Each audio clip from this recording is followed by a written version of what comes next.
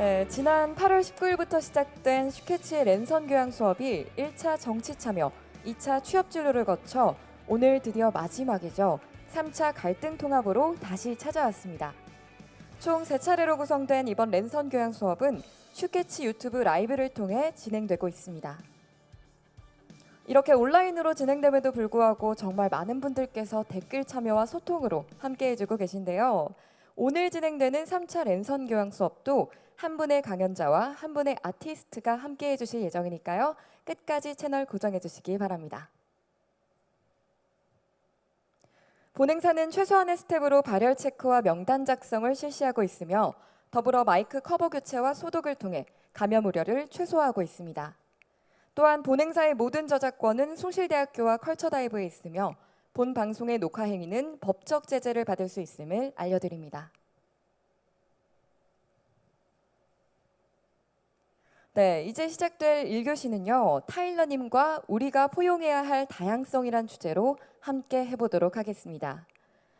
지난 10년은 정치, 사회, 세대 등 여러 분야에서 갈등과 혐오가 일어났는데요. 통합을 원하는 목소리는 늘 있었지만 지금 2020년 우리는 어떤 모습으로 이 시대를 살아가고 있는 걸까요? 새로운 10년의 시작, 2020년에 우리가 느끼는 갈등, 혐오, 통합에 대해서 타일러님과 함께 이야기를 나눠보도록 하겠습니다. 강연에 들어가기 앞서 잠시 타일러님에 대해 소개해드릴 텐데요. 타일러님은 시카고대학교 국제학 학사, 서울대학교 대학원 외교학 석사학위를 취득하시고 미국 연방상원 사법위원회 위원장 인턴, 주 미국 한국대사관 특별보좌관, 법무부 이민정책자문위원회 위원 등의 활동을 해오셨습니다. 그럼 지금부터 타일러님을 만나볼까요?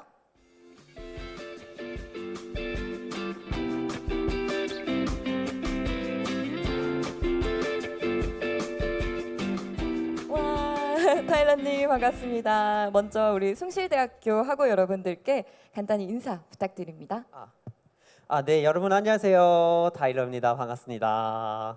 네, 반갑습니다. 네, 반갑습니다. 네, 타일러님은 또 지성과 또 다채로운 언변으로 그동안 많은 사랑을 받아오셨잖아요. 그런데 최근에는 또 어떻게 지내고 계신지 많이들 궁금해하시는데요. 네, 아마 뭐 아실 수도 있을 것 같은데 저는 최근에 이제 환경 관련된 책을 출간하게 됐어요. 그래서 요즘에 기후 위기 관련된 이야기를 많이 하고 돌아다니고 있습니다. 네, 두 번째 지구는 없다라는 맞습니다. 책이죠. 네네. 네. 오늘 주제가 또 다양성을 포용하는 것인 만큼 강연에서 우리 학우분들이 또 좀 주력해서 봐야 할 콘텐츠가 있다면 어떤 게 있을까요? 제가 말씀드릴 것 중에서요? 아니면 네네. 그냥 전체적으로 이야기를 그냥 한번 다른 사람의 의견을 들어본다 이런 식으로 봐주시면 감사하겠습니다. 특히 집중해야 되는 부분은 따로 없는 것 같고요. 그냥 전체 한번 집중해라 들어준다고. 그 말씀이시죠? 네, 전체에 저도 집중해 보도록 하겠습니다. 네, 또 책 이야기를 안 해볼 수 없겠는데요. 직접 제작에 뭐 디자인도 참여하셨다고 들었는데요. 네, 맞습니다. 그 책은 두 번째 지구는 없다라는 책은 제가 그동안 환경에 대해서 생각하고 있는 부분을 약간 수필? 에세이식으로 풀어봤는데 그거 가능하면 친환경적인 책이 될 수 있었으면 좋겠는 생각이 있었기 때문에 굉장히 좀 많이 참여를 했던 것 같아요. 디자인이나 이렇게 인쇄 방식이나 막 이런 거 신경 많이 썼습니다. 네. 네, 타일러님의 두 번째 지구는 없다라는 책 또 많이 기대해 주시고요. 감사합니다. 네, 그럼 타일러님의 우리가 포용해야 할 다양성이란 강연 지금부터 시작해 보겠습니다. 감사합니다.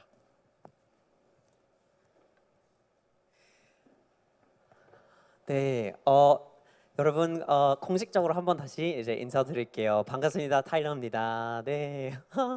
네. 오늘은 다양성에 대한 이야기를 할 건데요. 이 다양성이라는 주제를 사실 그동안 다른 자리에서 강연을 굉장히 많이 했다고 말씀드리는 게 맞는 것 같고요. 근데 이 강연을 준비하는 과정 중에서 포용, 차별, 통합 이런 용어를 한번 생각해보고 준비를 해달라는 요청을 받았는데, 그리고 여러분이 공부를 열심히 하시는 실사구시하시는 학생들이기 때문에 어느 정도 좀 약간 깊이 있는 저의 생각들을 좀 공유를 해드려도 될 것 같다는 생각이었고요. 그래서 오늘은 제가 생각하는 다양성의 진정한 가치, 그러니까 우리가 다양성을 봤을 때 그거 왜 중요한 건지에 대한 저의 개인적인 생각을 말씀드리는 시간을 가질 건데요. 근데 이 다양성이라는 단어가 나오면 항상 약간 사람이니까 우리가 바로 떠올리는 것들이 조금 한계가 있는 것 같아요. 근데 보면은 다양성이라는 게 무엇일까? 바로 생각하는 거 되게 사람에 가까운 다양성부터 생각을 해요. 뭐 종교적인 다양성, 그러니까 여러 가지 종교가 공존하는 것, 아니면 인종적인 다양성, 민족적인 다양성, 언어의 다양성, 뭐 지역적인 어떤 출신의 다양성, 뭐 어디 도에서 온 사람, 어디 사투리 하는 사람, 뭐 어디 믿는 게 다른 사람, 이런 식의 다양성을 먼저 생각하게 되는 게 있는 거죠. 사람이니까요. 그게 우리가 피부로 많이 느끼는 다양성이니까요. 근데 다양성은 거기에만 있는 건 아니고 진짜 다양성이 갖고 있는 의미가 무엇일까라는 고민을 해보자면 사람이 갖고 있는 범위를 조금 벗어날 필요가 있어요. 그러니까 다른 분야에도 다양성이 왜 있는 것이고 왜 중요한 것일까라는 고민을 약간 좀 더 해봐야지 너무 나 중심의 어떤 사고를 안 하게 되는 거잖아요. 그래서 이런 식으로 한번 좀 접근을 해보면 다른 분야에 어떤 다양성이 있고 그게 왜 중요한지를 한번 볼게요. 이제 첫 번째 생각해 보면 약간 그 생태계의 다양성에 대한 얘기를 요즘에 많이 하고 있어요. 생명 다양성, 뭐 기후 위기가 있고 서식지가 파괴가 되면서 생명 다양성이 줄어들고 있는데 이게 중요한 문제처럼 얘기를 하고 있지만 사실은 와닿지가 잘 않아요. 근데 물론 뭐 북극곰 있고 뭐 판다가 있고 코끼리 있으면 좋은데 근데 무조건 있어야 하는 이유가 뭘까? 이건 사실 바로 떠오르지는 않죠. 근데 그 다양성이 필요한 이유들이 있어요. 그래서 생명 다양성을 통해서 우리가 얻어낼 수 있는 특혜 혹은 얻어낼 수 있는 어떤 교훈들이 있어요. 그래서 지금 여기 화면에 띄워준 사진들 몇 개 있는데요. 그래서 가장 그 이제 상좌 사진을 보시면은 그게 새인 거잖아요. 어떤 새일까요? 이미 아실 수도 있지만 이게 도도새. 인 건데요. 도도새의 이야기를 보면 다양성이 왜 우리 스스로에게 정말 중요한지를 깨달을 수가 있어요. 이 도도새가 원래 어떻게 생겼을까요? 원래 도도새의 조상들이 비둘기예요. 비둘기인데 비둘기가 원래 철새잖아요. 그래서 뭐 한 대륙에서 다른 대륙으로 이동할 정도로 굉장히 멀리 날아가는 새들 중에 하나인데, 그래서 그런 비둘기들이 날아가다가 어느 순간에 어떤 섬이 있었는데 그 섬에다가 정착을 해버린 거예요. 근데 그 섬에 엄청 이렇게 과일이 있고 포식자가 없는 거예요. 얼마나 좋겠어요. 새인데 안 먹히니까. 그래서 거기서 정착을 하니까 과일이랑 뭐 이런 거를 이제 다 먹게 되는데 비둘기만 있는 거죠. 근데 그러면 수백 년을 걸쳐서 여기서 살고 있는 비둘기들이 끼리끼리 경쟁만 하는 거죠. 뭐 나는 다른 비둘기를 만들면 그 짝을 찾아야 되는데 가장 좋은 짝을 찾기 위해서는 내가 다른 수컷을 이렇게 이렇게 못만하게 해야 되는 거잖아요. 아니면 잘 먹어야 되니까 떨어져 있는 과일, 떨어져 있는 열매를 제가 이렇게 가가지고 너는 먹지만 내가 먹을 거야라는 이런 태도를 싸워야 되는 거잖아요, 끼리끼리. 근데 그러다 보니까 작고 이렇게 이제 날아다니던 비둘기들이 이렇게 멀리 날기에 진화를 한 이런 비둘기들이 사실은 경쟁력이 없는 거예요. 경쟁력이 있는 애들은 몸이 큰 애들, 무거운 애들. 그러니까 그러다 보니까 진화를 하면서 가장 경쟁력이 있는 비둘기들이 큰 것이기 때문에 도도새가 된 거예요. 작은 애들은 선택을 받지를 못해서 번식을 못하고 나중에 그 유전자가 사라진 거죠. 그래서 그 도도새가 됐는데, 근데 여러분 도도새가 요즘에는 어디예요? 박물관에만 있죠. 박물관에만 있는 이유가 얘가 멸종했기 때문이에요. 근데 왜 멸종했을까요? 그렇게 엄청 커져 있고 서로 끼리끼리만 경쟁하는 거에 최적화되어 있는 큰 새잖아요. 그러면 서로한테 이렇게 막 가가지고 너 나가라 막 이런 식의 태도를 갖고 있는 거예요. 이렇게 경쟁을 그렇게 하니까요. 근데 사람이 도착했어요, 그 섬에. 사람이 도착했는데 큰 새가 있어요. 큰 알을 낳고요. 그러면 요거를 먹으면 너무 좋으니까 그냥 잡고 하는 거예요. 근데 도도새는 다른 동물을 인식할 줄 몰라요. 이게 사람이니까 그냥 그것도 도도새겠지 하고 그냥 너 나가라 막 이러는데 다 잡혀 먹히는 거예요. 포식자에 대한 의식이 없었어요. 이게 만약에 비둘기들이 거기까지 날아가 가지고 어느 정도 하나라도 좀 포식자가 있었으면 멸종을 했을까라는 고민을 해볼 수가 있어요. 사람이 도착하기 전에 겁을 줄 수 있는 포식자가 그 생태계에 존재했다면 도도새는 좀 위험한 거를 피해야 된다라는 이런 반응이 있었을 수도 있는 거예요. 근데 그게 없었다는 것. 그러니까 생태계가 다양하지 않았기 때문에 얘는 혼자 있을 때는 괜찮았는데 외부의 타격을 받았을 때는 전혀 든든하지 못한 존재가 돼버린 거예요. 그래서 다양성은 우리의 생태계에 있어야지 그게 우리 스스로를 좀 다듬어주고 약간 숫돌처럼 우리를 더 날카롭게 만들어줄 수 있는 그런 역할을 하기를 한다는 의미를 볼 수가 있는 것 같아요. 그래서 위 오른쪽에 있는 사진을 보시면요, 저거 되게 귀엽게 생긴 게 있는데 이게 저는 그게 귀엽다고 생각하지만 그 문어예요. 문어인데 이 친구의 눈을 보면 되게 크잖아요. 그리고 눈 위에 뭔가 약간 귀처럼 달리는 게 있는데 이 친구가 영어로 Dumbo octopus라고 불러요. 그 디즈니 영화 중에 코끼리 이렇게 귀가 엄청 큰 친구가 있잖아요. 날아다니면서. 그러니까 그 이름을 차용해가지고 덤보처럼 생겼다고 해서 그 귀 같다고 생각을 해가지고 그렇게 이름을 붙였는데 사실은 저건 귀가 아니고 지느러미고요. 지느러미고.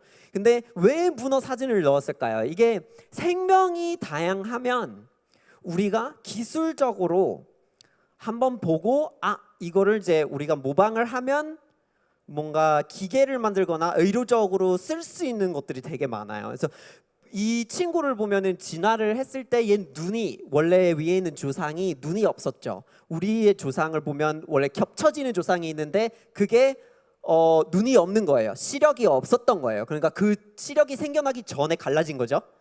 근데 그러면 얘가 눈이 생겨나게 된 배경 자체가 사람하고는 근본적으로 달라요. 이 눈이 인식할 수 있는 빛의 범위도 다르고 기능하는 것 자체가 달라요. 그러면 그런 거를 보면 우리가 새로운 렌즈를 개발하거나 불빛을 인식을 할 수 있는 기계를 만들어서 우주를 탐험하거나 이런 거에 적용을 시킬 수가 있는 거예요. 마치 뭐 아마존의 산림에 들어가면 뭐 어떤 흡혈하는 벌레를 우리가 분석했을 때 그 벌레가 어디 물었을 때 이렇게 넣는 어떤 액체가 있는데 그 액체를 우리가 의료계에서 쓸 수 있는 것처럼.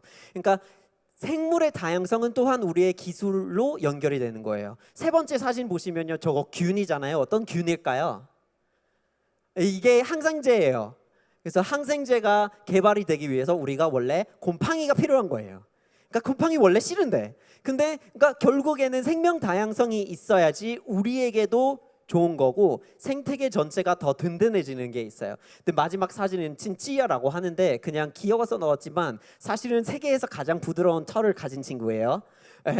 근데 이게 다양성이 너무 좋긴 하지만 사실 안 좋을 때가 있다는 거를 보여주고 있는 사례예요. 얘 친구가 너무 털이 부드러워서 밀렵이 많이 돼요. 그죠? 많이 죽게 되는 거죠. 사람들이 그렇게 입고 싶어 하니까. 그래서 어쨌든 생태계에 이런 식의 다양성이 있어야지 우리가 볼 수 있는 혜택들도 있고 우리를 좀 단련시켜주는 역할을 하기도 하고 또 어떤 면에서는 좀 위험할 수도 있는 부분들도 있는 거예요. 그 금융계는 다양성이 어떤 역할을 할까요? 여러분이 만약에 재테크를 하시면 뭐 투자 뭐 이런 거 하시면 그냥 저축만 하시나요? 아니죠. 뭐 주식을 하면 한 회사의 주식만 사세요? 그거 위험하잖아요. 그렇게 하지 말라고 하잖아요. 항상 주식을 할 거면 주식도 하고 부동산도 생각하시고 그리고 요즘에 가상화폐도 생각을 하시고 그리고 뭐 채권도 생각을 해보세요. 막 여러 가지 포트폴리오를 만들어서 골고루 이게 투자가 되어 있어야지 나중에 뭐 코로나 사태나 막 이런 상황이 되면 우리가 타격을 경제적으로 봤을 때도 이게 다양하면 좀 안 흔들리는 부분이 있을 수도 있는 거죠. 그러니까 다양하면 우리가 든든하다는 거를 또 금융계에서 바라볼 수 있는 어떤 현상의 효과인데요. 그래서 음식, 음식 보면 뭐 물론 다양하게 먹어야지 뭐 영양가가 있고 뭐 이런 것들이 있는데, 근데 생각보다 되게 다양성이 있는데 우리가 모를 때가 있더라고요. 그래서 감자 이런 거 보면 사람이 감자종 중에 한 200종만 먹는다고 하더라고요. 근데 실제로 몇 만 종이 있대요. 그래서 실제로 있는 게 굉장히 많은데 쓰는 거는 많이 없어요. 그러면 그 나머지에 안 먹어본, 안 활용해 본 거에 어떤 가치가 숨겨져 있을까라는 생각을 해볼 수 있는 거겠죠. 근데 다양성은 또 우리에게 가져다 줄 수 있는 한 가지 더 중요한 부분이 뭐냐면 문제 해결 능력이에요. 우리가 다른 입장에서 생각을 해보거나 아니면 전혀 가능하다고 생각하지 못했던 상황을 상상해 볼 수 있는 능력이 주어져요. 그 다양성을 알게 되면. 그렇죠? 근데 이게 그냥 있으면 되는 게 아니라 되게 어려운 부분이에요. 생존 능력하고 연결이 되는데 이 생존 능력이 향상되려면 그냥 다양성이 있기만 하면 되는 건 아니더라고요. 그 다양성을 활용하는 부분이 중요한 거지 그냥 있으면 된다 이건 아닌 것 같더라고요. 그래서 잘 보면 역사적인 사례에서 이게 생존 능력으로 연결이 되지만 활용이 안 되는 경우를 볼 수가 있더라고요. 이게 아일랜드 얘기를 아마 들어보셨을 것 같은데 아일랜드 같은 경우에는 그 1840년대 중반쯤에 기근이 있었어요. 이 기근의 이유 중에 이렇게 원인 중에 사실 뭐 경제적인 어떤 정치적인 영국의 어떤 그 식민지적인 그런 부분이 없지 않아 있었는데 근데 이건 다 농경 쪽이랑 관련이 있었어요. 그래서 감자의 기근이라고 들어보셨을 것 같은데 그때 당시 아일랜드의 인구가 200만 명 정도 줄었어요. 그게 한 전체 인구의 20%에 해당된다고 하더라고요. 그래서 그 인구 중에서 20% 줄었는데 100만 명은 북미의 난민을 갔고요. 그리고 100만 명은 죽었어요. 아사를 한 거죠. 근데 왜 그랬을까요? 그때 당시에 아일랜드를 보면은 실제로 이제 많이 키우고 있었던 농작물 중에 감자가 있었던 거죠. 감자를 키우고 있었는데 그 땅이 왜냐하면 토양이 사실 엄청 좋지를 않았어요. 막 깊지를 못하고 그때 거기서 이제 키우는 감자가 약간 최적화가 되어 있다고 생각을 하는 시기였는데 그리고 요 위에 그러면 이제 땅을 좀 더 약간 뭐라고 그래야 되죠? 약간 쌓아두려면 막 해초를 꺼내가지고 비료를 만들어서 이렇게 한 산더미를 만들어서 거기서 키우고 하고 이런 식의 농업을 운영하는 방식이 있었을 거 아니에요. 이 지리의 형태에 딱 맞춰서 하고는 있는데 근데 감자종 2종밖에 심고 있지는 않았던 거 사실이에요. 그러니까 감자의 전염병이 돌았을 때 한꺼번에 이렇게 싹 다 수확을 하지 못하게 된 이유가 있었던 거고 그래서 기근이 있었던 거죠. 근데 만약에 이게 다양성의 어떤 논리로 좀 개선을 시키려면 그러면 그때 당시에 좀 더 다양한 감자를 심었다. 그러면 안 그랬을까? 뭐 다른 결과가 있었을까? 이런 좀 가정을 해볼 수 있는 거잖아요. 그래서 다양성이 있는 게 중요하다 이렇게 생각을 할 수 있는데 근데 사실 그렇게 쉬운 거는 아니에요. 그냥 뭐 다른 종을 심었으면 됐지 이런 얘기는 우리가 쉽게 할 수 있는데 그때 당시에 그 얘기를 했다고 한번 상상해 보세요. 그때 당시에 그러면은 마을에서 어떻게 이렇게 농업을 관리하는 방법이 있을 테고 그거를 계속 해왔고 그리고 이 감자만 심는 어떤 정치적인 이유들도 있는 건데 나타나가지고 근데 감자가 다양해야지 우리가 살 거예요. 만에 하나 뭐 전염병이 돌면 어떡해요? 라는 목소리를 내고 있는 사람이면 너무나 좋지만 근데 들어줄까요? 현실성 있다고 생각할까요? 지금 우리가 막 뒤로 보니까 그래 너무 말이 되는 소리지라고 생각하지만 그때 당시에 심는 걸 바꾸자 아니면 이 흙을 활용하는 방식을 바꾸자라는 얘기를 하는 건 기근을 피하자라는 걸 떠나서 훨씬 더 큰 얘기예요. 우리의 농경 운영 방식 자체를 바꾸자라는 얘기인 거예요. 정치적인 발언을 해버리는 거고 지금 시스템 전체를 바꾸자는 굉장히 개혁을 요구하는 말이 돼버리는 거예요. 그래서 다양성을 물론 활용을 했으면 생존 능력이 올라갔겠지만 근데 이렇게 말대로 쉬운 건 아니라는 걸 알 수 있는 사례 중에 하나인 것 같아요. 그래서 목소리를 내는 게 되게 중요하지만 이게 그냥 내면 되는 걸까요? 그냥 날 들어달라 막 이러면 되는 걸까요? 그러니까 사람이 들어주려면 어떻게 내 이야기를 전달할 수가 있느냐 이것도 되게 중요하고요. 그리고 다른 사람이 제가 전혀 동의하지 못하는 얘기를 하고 있는데 정말 말도 안 되는 것 같은 지금 바로 개혁하자는 이런 얘기를 하고 있는 뭐지? 이런 거를 꺼내고 있는데 이 목소리를 내줄 수 있는 상황을 만들려면 뭐를 해야 될까요? 이게 굉장히 어려운 문제예요. 쉬운 게 아니에요. 그냥 얘기를 하면 되는 게 아니고 서로의 소통 방식이 굉장히 좀 세련이 돼야 되는 부분이 요구가 되는 것 같습니다. 그래서 외쳐도 안 들린다면 그 도대체 상황을 어떻게 개선시켜야 되나? 이건 문화마다 반응하는 게 다른 것 같아요. 정말 문화적인 요소가 커요. 그래서 저는 아시겠지만 한국에서 한 10년 정도 살았어요. 근데 지금 만으로 32살인데 그 대부분의 생을 다른 나라에서 보낸 사람이에요. 그래서 다른 문화적인 관점을 갖고 있고 그런 시각이 다른데 그래서 미국에 대한 얘기를 하는 게 저의 입장에서는 훨씬 더 쉬워요. 왜냐면 많이 경험을 해봤으니까요. 그래서 외쳐도 안 들린다면 사람들이 반응하는 게 문화마다 나라마다 이런 다른 부분들이 있는 거라면 미국에서 그런 게 어떻게 됐는지를 볼 수 있는 몇 가지 이제 경우가 있었어요. 그래서 이 사람이 누군지를 아실지는 모르겠는데 오른쪽에는 지미 카터라는 전 대통령이 있었던 거죠. 그리고 왼쪽에 있는 사람이 약간 논란의 여지가 없지 않아 있는 사람인데 이 사람이 하비 밀키라는 사람이었어요. 하비 밀키라는 사람이 누구냐면 그 막 60년대 70년대죠. 70년대에 미국에서 동성애자들이 인권 운동을 벌였을 때 이 사람이 대표적인 인물이었어요. 그래서 이 사람이 나중에 얘기가 이렇게 통하지 않고 이게 뭔가 이제 안 되는 것 같아서 나중에 본인이 정치에 나서게 된 거예요. 그래서 하나의 어떤 동네를 만들어서 다 같이 살게 만들어 놓고 정치권을 이렇게 형성시켜서 본인이 출마를 해서 무시할 수 없는 존재로 만들었던 거예요. 왜냐면 출마를 하고 실제로 막 선거가 되면 정치적인 활동을 같이 해야만 하잖아요. 그래서 그런 식으로 말이 안 들리면 무조건 들어줘야 되는 상황을 만들겠다라는 접근도 있고요. 그리고 요즘에는 굉장히 좀 많이 뜨거운 감자 같은 얘기인데 이건 이제 Black Lives Matter라는 운동이 있는 거잖아요. 근데 사실 보면 이렇게 흑인들이 미국에서 억압을 받은 역사가 막 400년 엄청난 이런 거 있는 거잖아요. 근데 노예제가 폐지가 되고 거의 100년 동안 괜찮다라는 얘기를 하면서 돌아다니고 있었지만 사실은 안 괜찮은 수준이었고 더 100년이 지나야지 권리가 동등해지는 시점이 1964년 5년쯤이거든요. 그래서 얼마 안 됐어요. 우리 부모님이 태어난 미국이라는 나라가 굉장히 평등을 모르는 나라였어요. 그렇죠?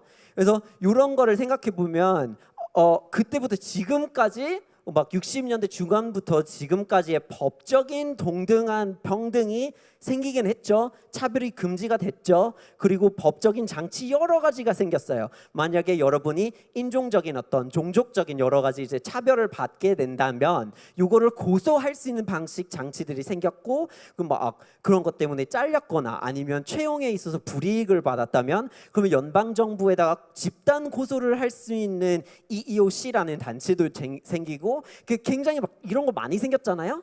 근데 그럼에도 불구하고 경찰 과잉에 있어서 통계가 유난히 이제 흑인 쪽으로 많이 쏠려 있는 상황이 됐으니까 그래서 뭔가 평등을 얻어냈지만 사실상의 평등이 아닌 것 같다. 그러니까 이렇게 봤을 때는 목소리가 안 들린다고 생각을 하니까 그러면 어떻게 하면 목소리를 더 낼 수 있는지 요즘에 이게 굉장히 좀 많이 뜨겁게 많이 바뀌고 있는 시대예요.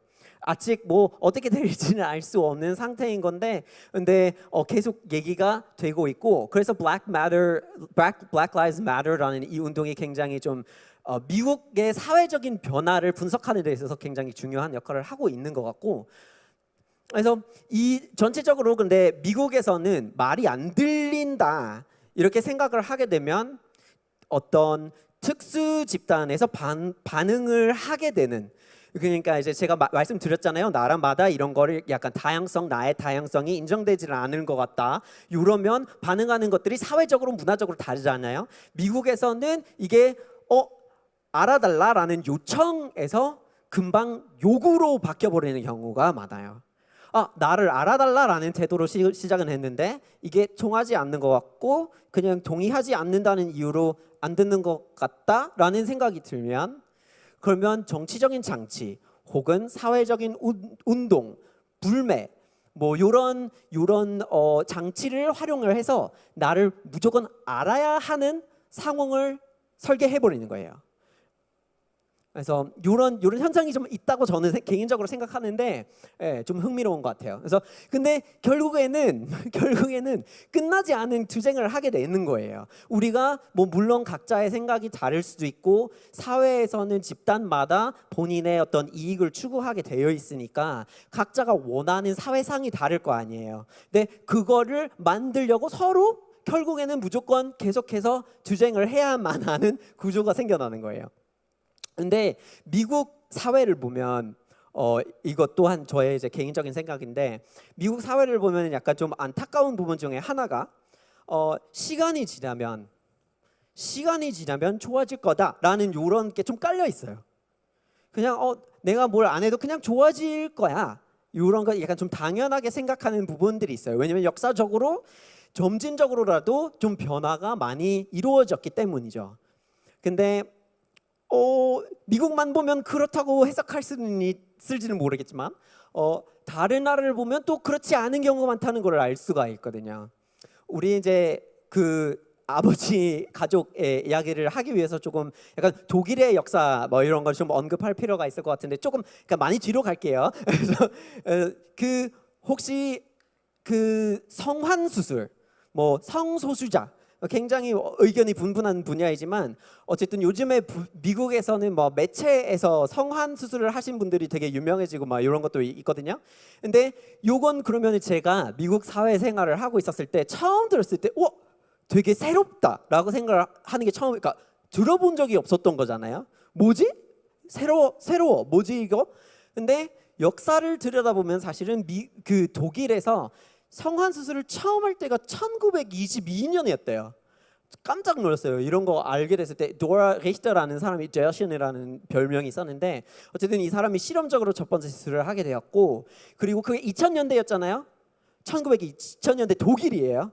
근데 30년대가 됐잖아요. 1930년대 베를린에서 막 그러면 이 사람들이 어느 정도 사회에서 약간 인정이 되는 부분이 있었던 거래요. 그래서 막 클럽들이 막 사회적인 클럽 있잖아요. 막 샌드위치 먹고 막 티 마시고 막 이런 거. 근데 그런 성환 수술을 하신 분들이 다니시는 데가 있었어요. 이게 또 사진이거든요. 사진 자료인데 굉장히 어떻게 보면 지금 상상해봐도 뭔가 약간 이런 건 요즘에도 없는데 1930년대 독일 베를린에서 이러고 있었다는 게, 그러니까 상상하기 굉장히 힘들어요. 저 개인적으로는. 근데 이러다가 히틀러가 나타났죠. 히틀러가 당선이 돼서 사회에 있는 모든 좀 약간 일반적이다라고 생각하고 있는 사람들 밖에 있는 모든 사람들에 대한 단속을 하기 시작한 거잖아요. 유대인들하고 뭐 성소수자하고 그 종교적으로도 했고, 그리고 이제 민족적으로도 했고, 막 폴란드 사람들한테 하는 것도, 체크 사람한테 하는 것도, 그리고 우리 가족의 얘기를 조금 더 들려드리겠지만, 근데 이런 변화를 보면 지금 생각해봤을 때 뭔가 제가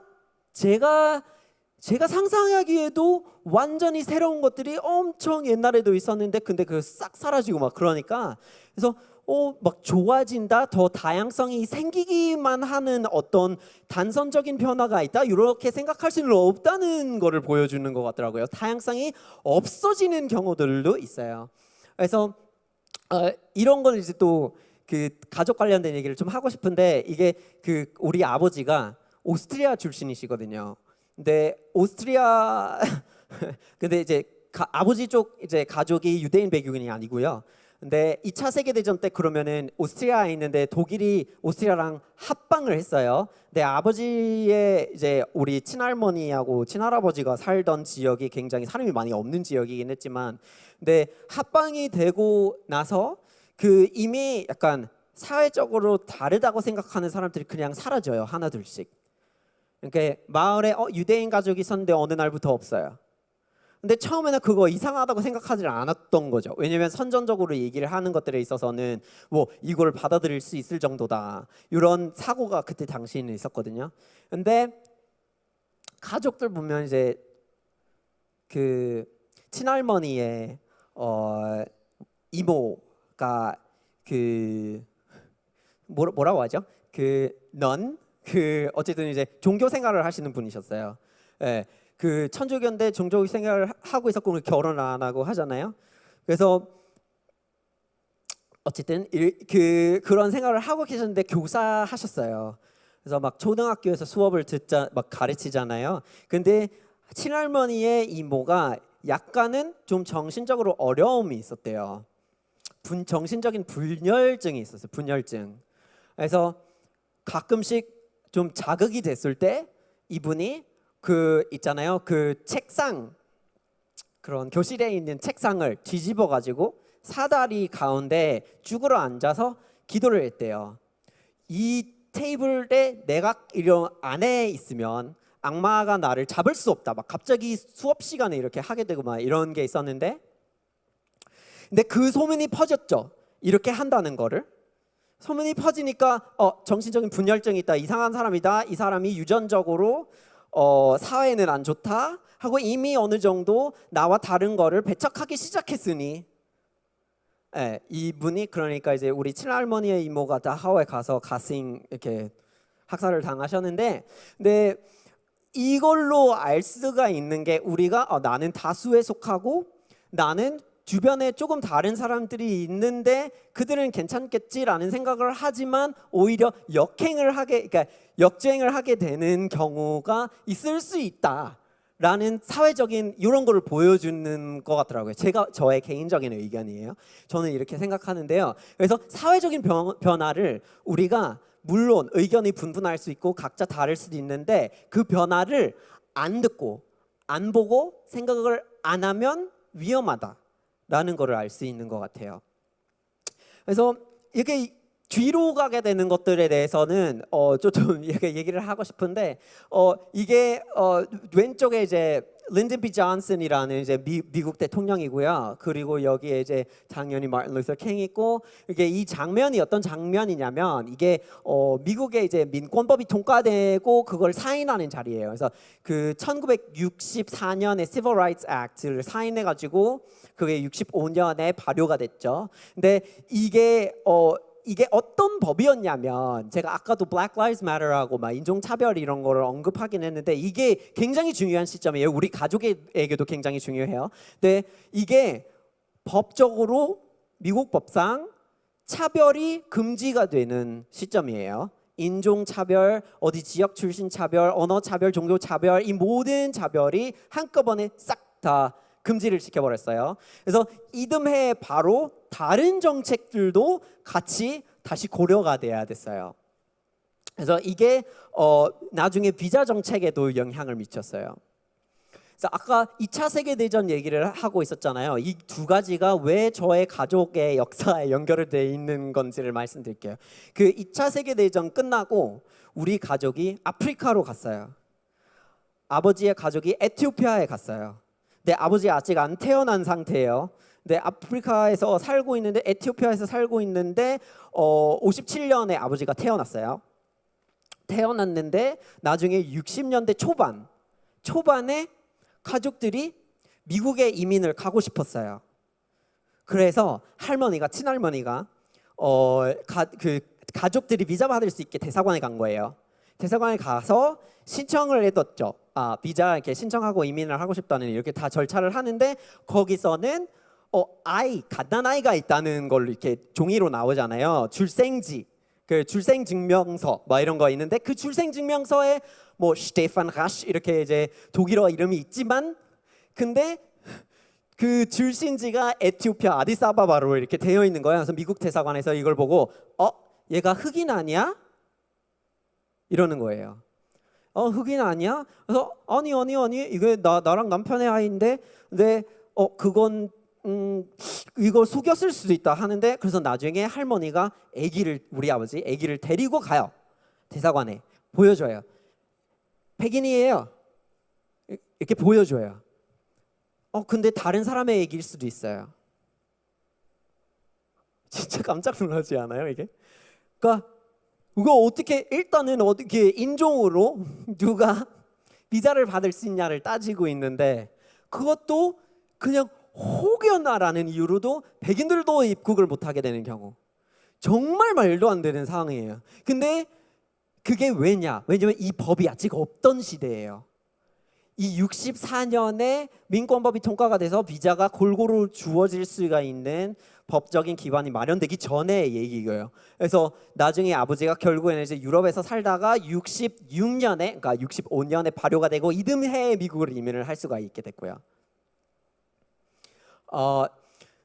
그래서 미국의 이야기가 상당히 복잡하고 저의 어떤 관점을 좀 약간 말씀을 드리게 된 것 같은데 한국에 대한 이야기를 아주 짤막하게 좀 하고 싶은데 물론 너무 약간 깊이 하고는 싶지만 저는 사실상 말씀드리자면 이 분야의 이제 전문가가 아니기 때문에 이쪽으로 제가 논문을 많이 쓰시면 좋을 것 같아요. 아직은 한국의 어떤 사회적인 변화, 다양성 이런 거에 대한 뭔가 많이 안 나와 있는 상태니까 만약에 학교 다니시면서 이쪽으로 관심이 많으시면은 연구를 많이 해주세요. 되게 필요한 것 같아요.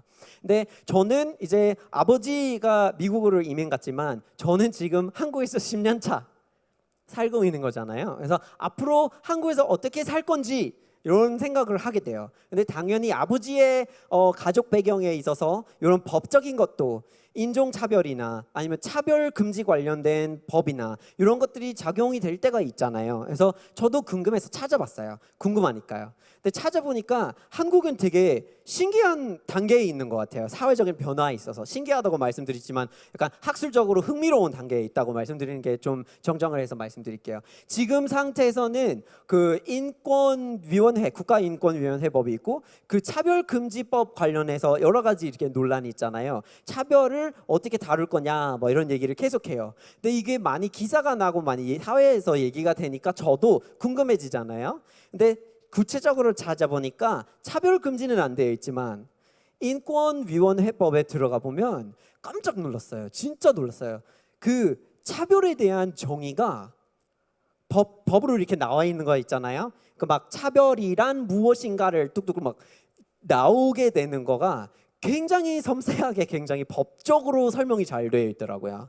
그게 뭐 예를 들어서 미국 같은 경우에는 사회적인 문화적인 차별들이 있지만 법적으로 하는 차별 막 의료시설에서 원래 혜택 받아야 되는 거를 뭐 인종이 어떻기 때문에 출신이 어떻기 때문에 못 받게 되는 그러니까 제도적인 차별을 말하는 거 있잖아요. 이 법 안에 제도적인 차별 관련된 거 엄청 자세히 나오는 거예요. 진짜 신기했어요. 그래서 처음에는 제가 너무 약간 몰랐던 것들이 많았던 것 같아요. 한국에서 이런 거에 대해서 이제 많이 생각을 하고 있고 얘기는 하고 있는데 앞으로 어떻게 이 다양성에 대해서 여러분들이 갖고 있는 사회를 다루어 나가실지가 저는 굉장히 궁금합니다.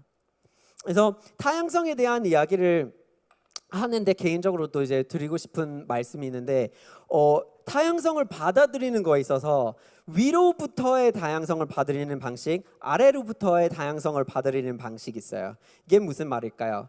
그 어떤 나라에서는 그 위에서 하는 거가 쉬운 거고 어떤 나라에서는 아래로 하는 거가 쉬운 거예요. 미국 같은 경우에는 판결이 법이 돼버리는 이런 좀 특이한 법 체계가 갖고 있으니까 고소를 한번 해버리면 권리가 빨리 주어질 수 있는 특별한 이런 체제를 갖고 있어요.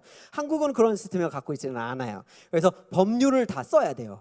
그래서 항상 약간 위에서 정부가 설계를 하고 진행을 해야 돼요. 굉장히 어려워요, 사실은.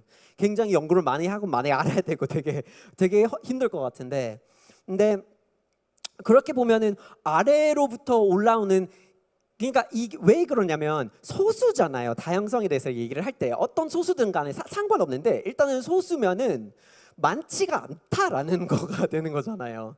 근데 정치적인 어떤 대표성을 가지고 있어야지 법률을 쓰게 될 수 있는 구조면 이 작은 거를 어떻게 다룰 거냐라는 제도적인 고민이 생기잖아요. 이게 굉장히 어려운데 아래로부터 이 사람이 올라올 수 있는 계단을 설계해야 되는 건지 아니면 이 계단으로 내가 내려가야 되는 건지 그러니까 되게 철학적인 어떤 고민이 생겨요. 그래서 앞으로 한국에서 이걸 어떻게 할지 정말 너무 궁금하고요. 예. 그래서 하나의 약간 되게 개인적으로 좋아하는 표현인데 이거 폴란드에서 나왔다고 하더라고요. 원래 미국에서 다양성을 다루고 있을 때 요즘에 좀 더 소수에 속한 사람들의 의견을 반영하기 위해서 활용하는 방식이 있어요. 기업들도 많이 하고 있어요. 요즘에 제품을 잘 팔려면 틈새 시장까지 장악해야 된다는 그런 경쟁을 하고 있으니까 그래서 소수까지 너네 문화를 가진 사람들이 소비하고 싶은 그런 거를 만들어야 되기 때문에 얘네들이 어떤 거를 좋아할까를 바깥에서 만들기가 어렵잖아요. 그래서 폴란드에서 나온 이 개념을 차용해가지고 기업계에서 많이 활용하고 있어요. 이게 니힐데 노비스라는 건데 이게 원래 1500년대 폴란드에서 절대적인 왕권이 있었잖아요. 절대적인 왕권이었어요. 그래서 사람들이 투표해가지고 어떻게 막 정치적인 어떤 의사가 판정이 되고 입헌군주제하고 막 그런 건 아니었어요. 그게 절대적인 왕권. 근데 그거에 대해서 그러니까 국민들의 약간 반란에 가까워질 정도의 이런 게 있었대요. 그래서 어느 정도 좀 내각에 사람들이 의견이 반영이 될 수 있도록 헌법 같은 거를 이렇게 개정을 해서 썼대요. 근데 거기에 들어가는 조항이 이 조항이었어요. 니힐데 노비시네 노비스. 이게 어떤 거냐면 우리에 대한 것을 할 거면 우리와 같이 안 할 수 없다라는 얘기인 거예요.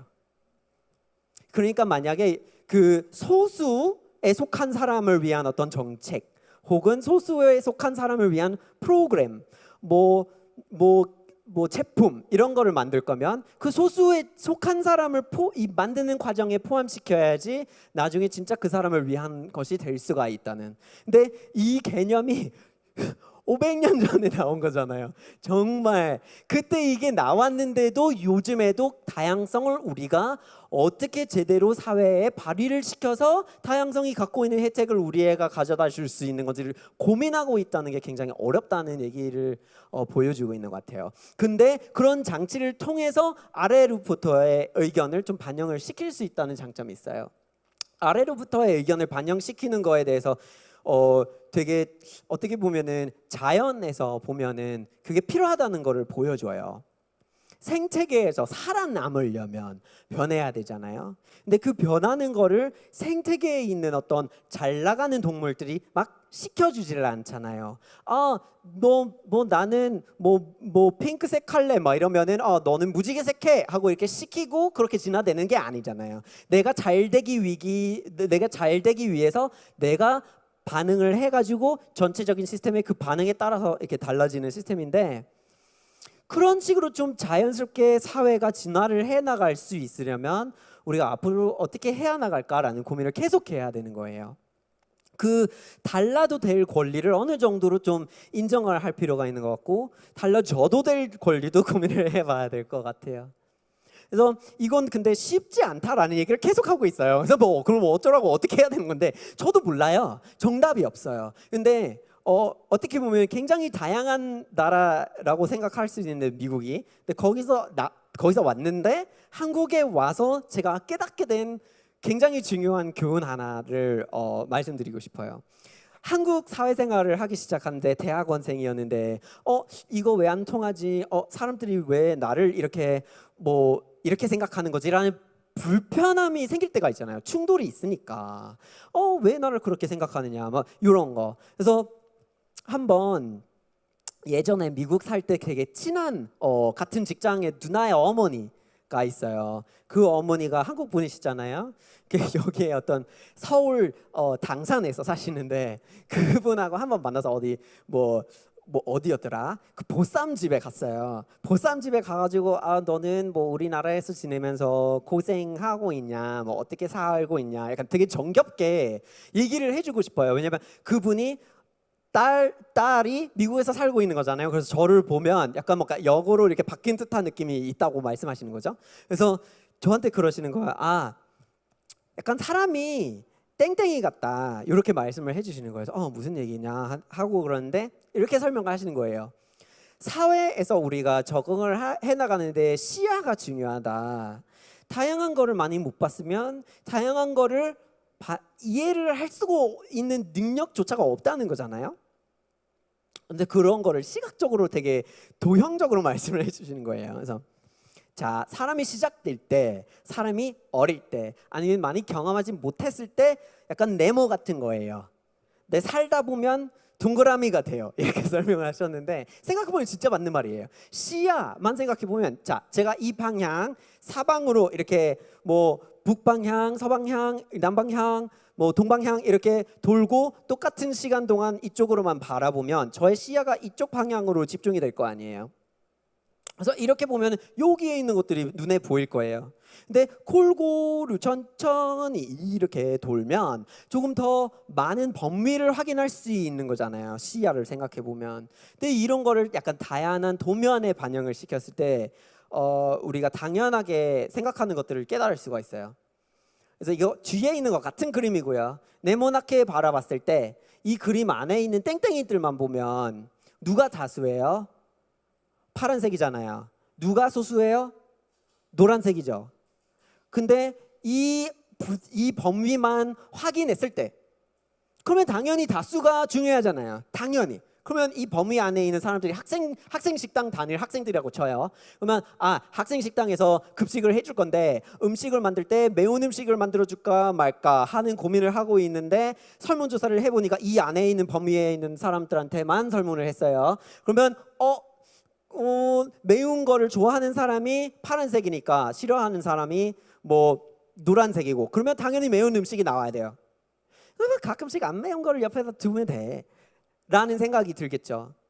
근데 만약에 좀 더 설문조사의 범위를 넓혀요. 학생 식당 찾아오는 사람 말고 안 찾아온 사람 지금까지 그런 걸 포함시켜요. 그러니까 시야를 골고루 이렇게 바꿔버리면 같은 환경에 있는 다른 것이 보일 수가 있는 거예요. 갑자기 이런 노란 땡땡이가 딴 데에 막 몰려 있었던 거예요. 그러면 얘네들이 학생 식당 안 나왔던 거네? 안 매운 거를 먹고 싶었네? 그리고 또 빨간색이 있네? 빨간색이 뭐야? 채식주의.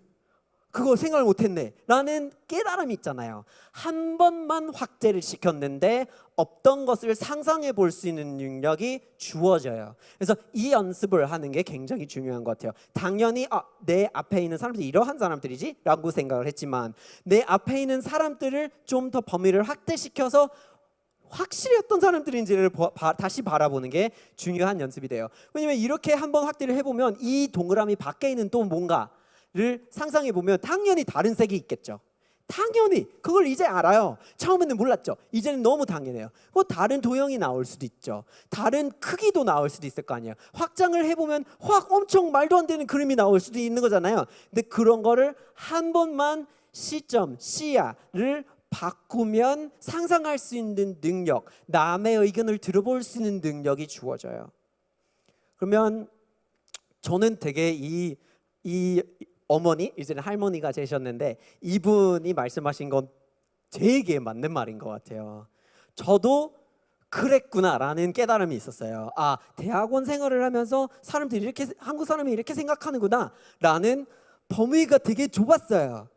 나중에 학교 나오니까 정말 한국이 다양하구나 라는 거를 깨달을 수 있는 되게 좋은 계기가 있었거든요. 그래서 앞으로 여러분이 공부를 하시면서 사회생활을 하시면서 주변에 있는 친구들하고 같이 지내면서 가끔씩 새로운 사람을 만나보고 새로운 활동을 해보시는 게 굉장히 도움이 돼요. 네, 감사합니다.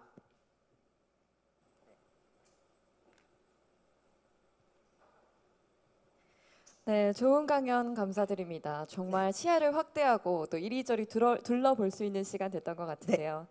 네, 저희 숭실대학교 학우분들께 전하고 싶은 메시지는 다 전하신 것 같나요? 네, 아무래도 어느 정도 좀 전달이 된 것 같아요. 네, 그러면 아쉬움 없이 제가 또 실시간으로 댓글을 좀 받고 있는데요. 네. 제가 또 타일러 씨 강연을 들으면서 봤던 댓글 중에 돈 주고도 보기 힘든 귀한 강연이다. 그리고 교양 필수 과목이다라는 말씀을 해주셨어요. 감사합니다. 네, 실시간으로도 정말 많이 보고 있으니까요. 좋은 댓글들 많이 많이 남겨주시기 바랍니다. 네, 그럼 이제 바로 Q&A 시간을 가져보려고 할 네, 텐데요. Q&A는 사전에 저희가 학우분들께 질문을 받은 네. 것, 네, 그것을 바탕으로 저희가 하나하나씩 읽으면서 대답을 해주시면 아, 네, 됩니다. 알겠습니다. 네네. 네, 잠시 좀 쉬는 시간을 가지고 가볼까요? 아, 네, 바로 괜찮- 해도 되기도 하고 안 쉬어도 그러실까요? 돼요. 네네. 네, 그러면 댓글 한두 개 정도 같이 읽어볼까요? 지금 보시는 댓글 중에 눈에 딱 들어온 댓글이 있다면 어떤 게 일단 있을까요? 뭐 이모티콘하고 박수를 보내주신 분이 많아요. 감사합니다.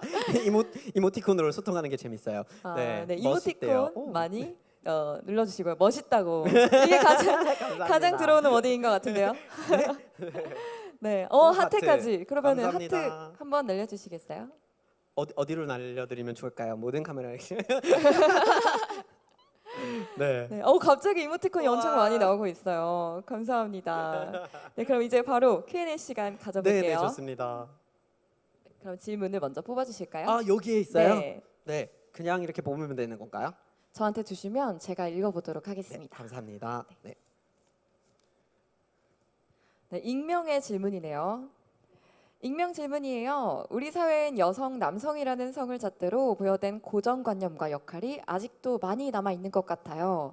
과거에 비해 발전하긴 했지만요. 저 역시 남녀를 성별이 아닌 같은 인간으로 생각하고 행동하려 하지만 저도 모르게 성차별적 사고를 하는 경우가 있더라고요. 어떻게 해야 이런 실수를 줄일 수 있을까요? 젠더에 관한 타일러님의 의견도 듣고 싶습니다. 와, 되게 중요한 주제인 것 같아요. 중요한 주제고, 근데 굉장히 어려워요. 왜냐면 되게 저는 항상 다양성에 대한 아니면 남의 의견 역지사지 뭐 이런 거에 대한 얘기를 하게 되면 좀 제도적으로 우리가 분리되는 것들에 대해서 집중하려고 하는 게 있어요. 뭐 예를 들어서 뭐 생활 공간이 따로 나뉘어 있나, 아니면 시간을 보낼 때 주로 따로 노나, 이런 거를 좀 많이 보게 되는 게 있는데, 좀 유난히 좀 뭐랄까 이렇게 한국에 이렇게 대학원 생활하러 왔는데 처음에 굉장히 문화적인 충격이었던 것 중에 하나가요. 돌아다닐 때 캠퍼스에서 실제로 사람들이 이렇게 친구들하고 같이 가잖아요. 이렇게 그룹으로 무리로 이렇게 옮겨 다니잖아요. 네, 그렇죠. 근데 뭔가 많이 안 섞여 있는 것 같은 느낌이 있었어요.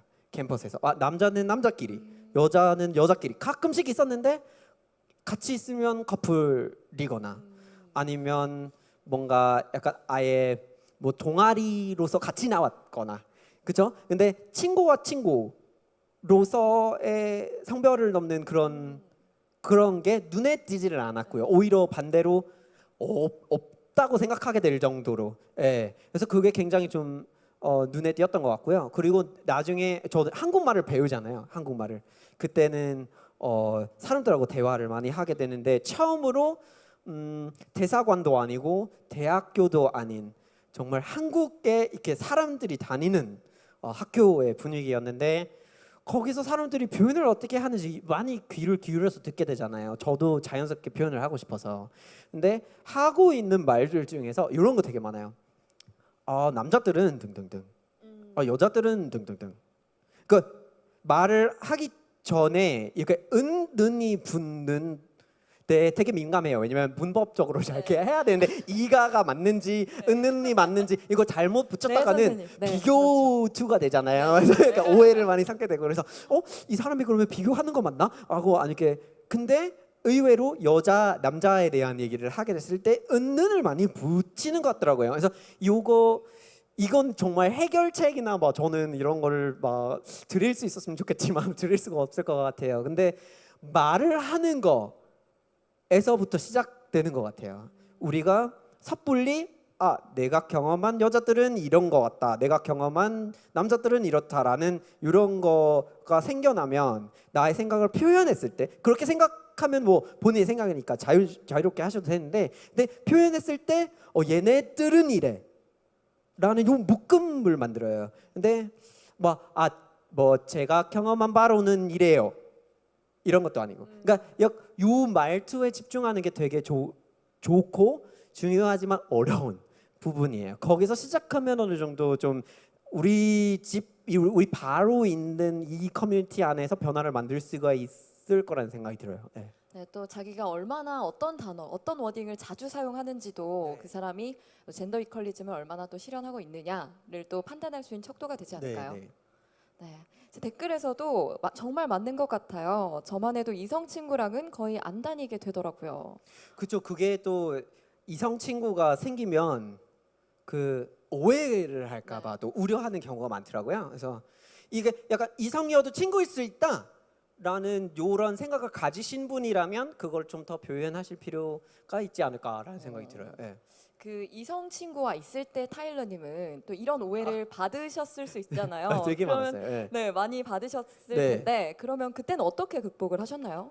사실 되게 깜짝깜짝 놀랄 때가 있었어요. 그 대학원 생활을 하는데 외국 사람이니까 저는 대학원부터 시작한 거잖아요. 학부 때부터 시작한 거 아니니까 뭔가 어떤 개인적인 이렇게 선후배 관계가 형성이 잘 안 되어 있는 거예요. 후배부터 그 이제 학부부터 시작하면 대학원이 됐을 때 밑에 후배가 많고 위에도 선배가 많으니까 특히 석사 할 때 그래요. 근데 저는 아예 그 위아래도 없는 거예요. 그래서 친한 친구들은 그냥 뭐 유학생인 거죠. 근데 이 유학생들이 다 성별이 섞여 있고 서로에 많이 의지를 많이 하는데 그래서 가끔 여자인 친구가 있는 거예요. 근데 막 캠퍼스에 이렇게 같이 돌아다니고 막 식사를 하잖아요. 과 사람들이 같은 식당에 있는데 제가 여자랑 단둘이 식사하는 거 하면 타일러 여자친구였어요. 막 이렇게 뭐 바로 그렇게 생각하게 되는 게 있더라고요. 그래서 나중에 보니까 뭐 학과에서 제가 여자친구 2명이 동시에 있었다는 얘기가 이렇게 막 나오고 근데 한 명은 사실 그냥 위에 있는 박사생이셨는데 저는 그런 그 뭐라고 하죠? 연구실에 자리를 미리 예약해야 되는 게 있어요. 근데 그런 시스템이 아무것도 몰라요. 그래서 예약 그분이 시스템을 네, 해야 되는 거죠. 자리를 얻으려면 자리가 한정이 되어 있어가지고 그 학교에서 이거를 쓰려면 미리미리 예약해야 되는데 그거 아예 몰라요. 그 외국인 유학생들한테 이게 전달이 잘 안 된 거거든요. 그래서 이 위에 있는 선배가 자기 자리를 쓸 수 있게 없을 때 알려주고 제가 그 자리를 썼거든요. 근데 그러니까 그 연구실에서 이 박사랑 사귀는 거 아니야? 막 이런 얘기도 나오고 되게 약간 너무 쉽게 오해를 하게 되는 분위기가 있었던 것 같아요. 예, 그것 저도 많이 경험을 했으니까 만약에 좀 약간 걱정이 되시면 이해를 해요. 근데 좀 목소리를 좀 낼 필요가 있어요. 아니요, 그냥 친구예요, 친구일 수도 있잖아요.라는 이런 거를 좀 알릴 필요가 있지 않을까 싶어요. 예. 네, 목소리를 내는 게 정말 중요할 것 네, 같습니다. 네, 다음으로 바로 다음 사연 만나볼까요? 네. 두 감사합니다. 번째 사연입니다. 네, 이것도 역시 익명의 질문이네요. 사람들은 미래에 대한 고민에 너 자신이 원하는 것을 하라고 흔히들 이야기합니다. 어렸을 때는 무엇을 좋아하는지, 잘하는지에 대한 확신이 있었는데요. 학업에 치이고 지쳐 대학에 오고 성인이 되고 나니까 이젠 제가 무엇을 좋아하는지, 잘하는지, 원하는지에 대해 전혀 감을 잡지 못하겠어요. 제가 원하는 것을 발견하려면 어떻게 해야 할까요? 혹시 원하는 일이 제가 지금 하고 있는 공부 혹은 학과와 많이 다르면 어느 한쪽을 선택해야만 하는 걸까요? 라고 질문을 주셨는데 엄청 공감을 하신 것 같아요. 정말 공감이 돼요. 진짜 이런 건 진짜 일단은 그 바로 말씀드리고 싶은 거는 이건 되게 보편적인 감정이에요. 보편적인 상황이고 그러니까 이런 거를 겪게 되는 되게 심각하게 이런 고민을 하게 되시면 너무 그 걱정에 빠지지 않으셔도 될 것 같아요. 왜냐면 많이들 이 고민을 하고 있고 표현을 안 해도 정말 많이 하고 있어요. 근데 좋아하는 거가 그러니까 저는 개인적으로 그렇게 생각하기로 했어요. 그 어차피 4차 산업혁명의 시대이며 뭐 코로나가 있으니까 우리가 이렇게 예상도 하지 못하는 방식으로 굉장히 혁신적인 어떤 강연 이걸 승신대가 한다는 게 되게 막 엄청나거든요. 이거를 할 수 있다는 것 자체가.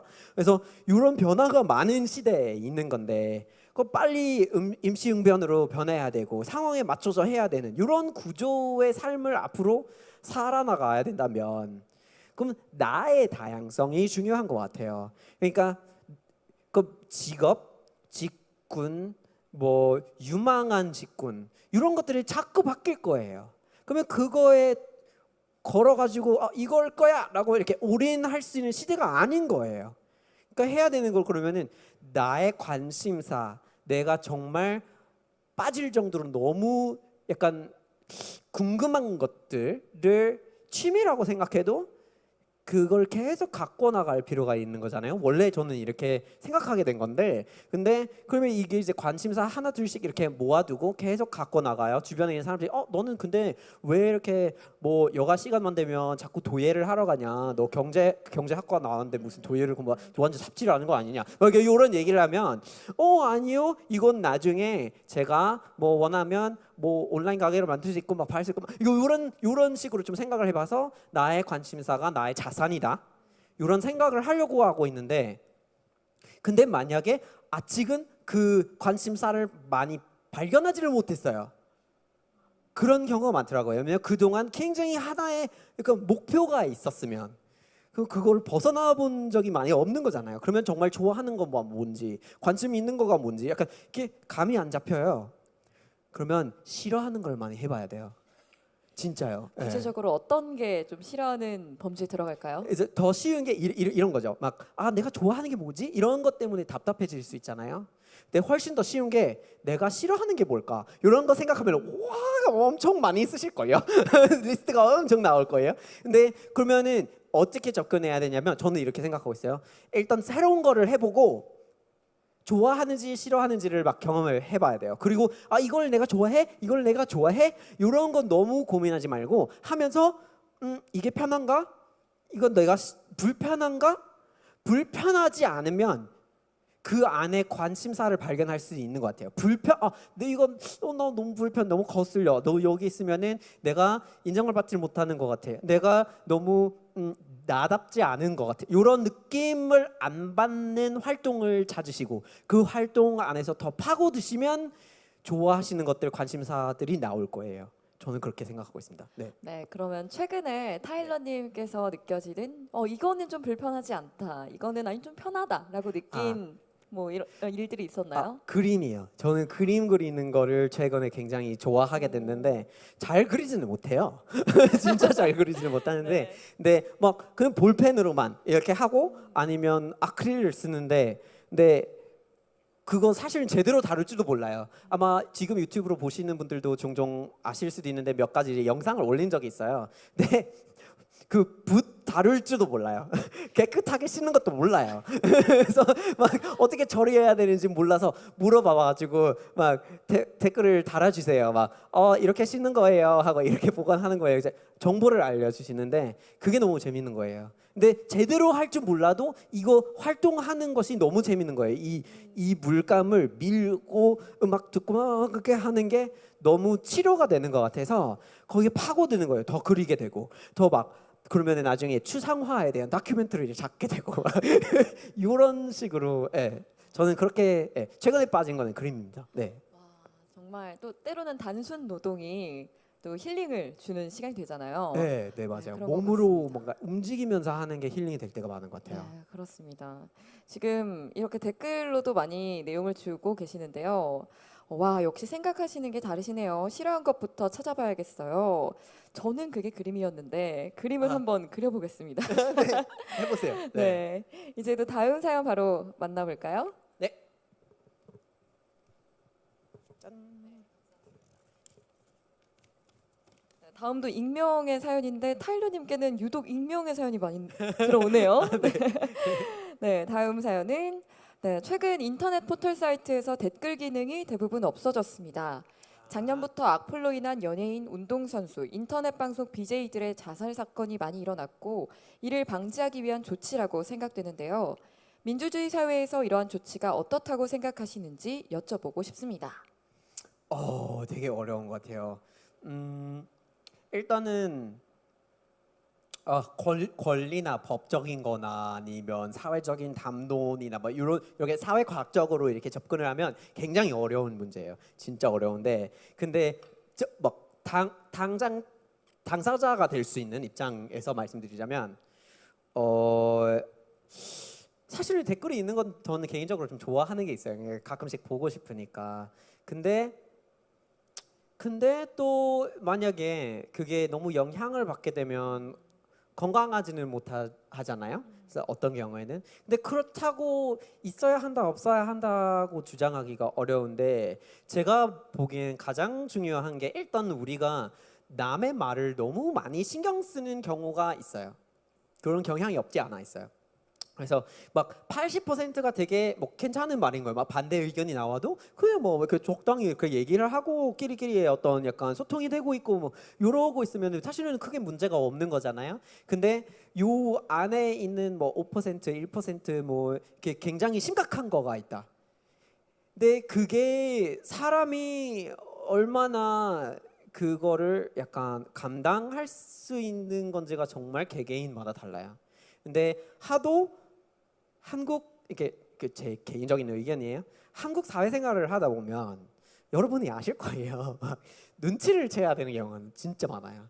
막 옷을 어떻게 입었으면 성의 없다고 생각하거나 아니면 약간 정말 남의 시선을 의식해야만 하는 경우가 하도 많다 보니까 그거를 이렇게 이 경우에만 안 느낄게, 이 경우에만 뭐 이건 좀 심각한 것 같아서 이것만 그렇게 뭐랄까 뭐 심각하게 안 받아들일게 이런 거 하기가 굉장히 어려운 구조를 갖고 있어요. 지금 사회 문화적으로. 그래서 그렇게 없어진 거에 대해서는 일단은 해결책이 없고 일단은 해결책이 없고 너무 많이 서로 생각을 하고 안 좋은 쪽으로 빠지게 되는 이런 거 있다 보니 일단은 없애고 이렇게 하게 된 것 같다고 저는 그렇게 해석을 하고 있거든요. 근데 그게 좋고 나쁘고 이런 거는 아직 모르겠는데 저는 그렇게 이해를 하고 있어요. 네, 또 이 질문은 악플 또 포털 사이트에 관련된 질문이지만 또 SNS가 너무 일상을 압도하는 네. 경우들이 많잖아요. 맞아요. 특히나 방송을 또 하고 계시고 네. 늘 반응이 또 생명과 또 직결되는 네, 방송 생명과 또 직결되는 일을 하시는데 이럴 때는 너무 내가 압도되는 것 같다 싶을 때는 어떻게 거리를 두시나요? 일단은 저는 어떻게 생각하냐면 어떻게 생각하지? 저 같은 경우에는 막 이렇게 안 좋은 댓글이 아니면 이렇게 개인적으로 이렇게 관리를 하고 있어요. 정말 폭력적인 표현이 나온다. 뭐 너 없앨래? 뭐 이런 식의 말이라든가 아니면 그 이모티콘 중에서 되게 욕설을 상징하는 이게 이모티콘들이 있어요. 그런 거를 각자가 개인 SNS에 들어가서 설정을 할 수가 있거든요. 자동으로 검열이 되게끔 그런 거를 일단 이제 설정을 해봤어요. 그리고 저도 보면서 배우고 있어요. 사람들이 소통하는 범위, 표현을 하는 범위가 어떻게 되어 있고 뭔가 저도 사실은 저 혼자서만 생각하고 있지는 않거든요. 가끔씩 이렇게 올라오는 거 보면 이렇게 싸울 때가 있는데 이거 되게 고민이 돼요. 어떻게 해야 되지? 저에 대한 얘기가 아니라도 이렇게 서로 공격하고 있으면은 어떻게 서로 받아들이시는지도 몰라요. 근데 그게 제 페이지에서 그러고 있으면 되게 막 마음 신경 쓰이거든요. 그래서 가능하면 그런 약간 표현의 그 수위 조절을 플랫폼에서 설계할 수 있게 그 설정을 많이 활용을 하고 있는 편이에요. 그러면 조금은 더 마음이 편안해지시나요? 그쵸. 구조라도 이렇게 되어 있으면 그럼 제가 일일이 들어가서 하는 게 아니니까 조금 더 약간 객관성이 생길 수가 있는 거예요. 플랫폼이 해주니까.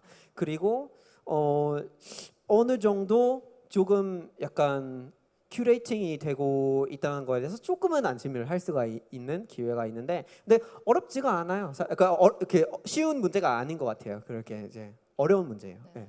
넷상에서는 자신이 악플러가 될 수도 있고 또 그쵸. 악플을 받을 수도 있기 때문에 정말 그 간극을 딱 잘 지키는 게 중요할 것 네, 같습니다. 맞아요. 네. 네, 그럼 세 번째 사연까지 만나봤는데요. 네 번째 사연 바로 만나볼까요?